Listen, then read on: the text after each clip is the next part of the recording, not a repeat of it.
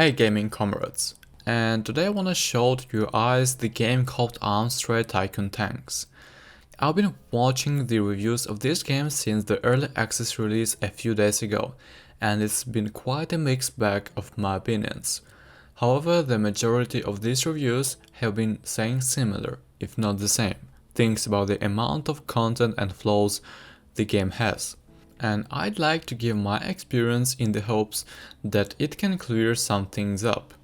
This game deserves a positive review mainly for the bones that has been in place and the potential that has come. Most of these early and negative reviews are stemming from the fact that content in the game is currently limited. This is absolutely true.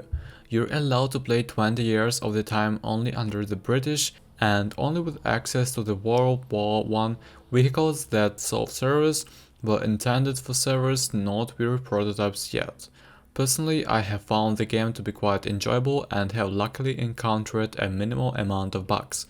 What I will agree on with the negative reviews is that the UI can definitely use some work. In the factory hub especially, as it is very small and somewhat confusing at first.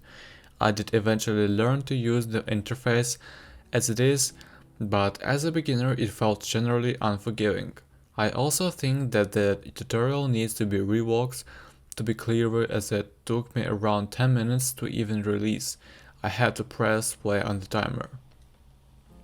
A few of the negative reviews initially complained about how the game was too difficult, but I have not found this to be the case. I will concede that the first this is a problem, as you have a little idea of what you're actually doing, but after 2 rounds learning the game I put what I had learned into use and was quite successful.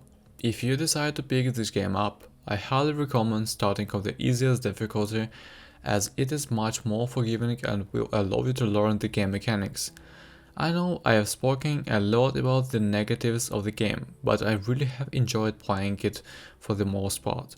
I think that the idea of a strong foundation and will only get better as the developers evolves into later areas of tank design.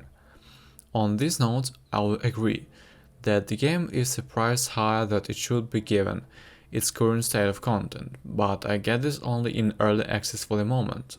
However, the basis of the game is definitely there, and what is already accessible is fun as hell from what I've played. Each tangent, sponsors, chases, engines, and so on are surprisingly modular. And while the World War I area vehicles definitely limit customization, there's still a lot there.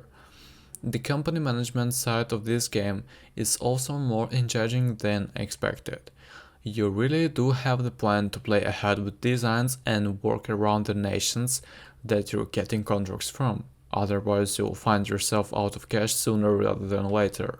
There's definitely a long road to go to get this game where it needs to end up, and if you gotta realize just how much content needs to made for the next updates, the interwar update, for example, assuming it will include all the largely produced tanks from the 5 main nations, will easily quadruple the size of the game.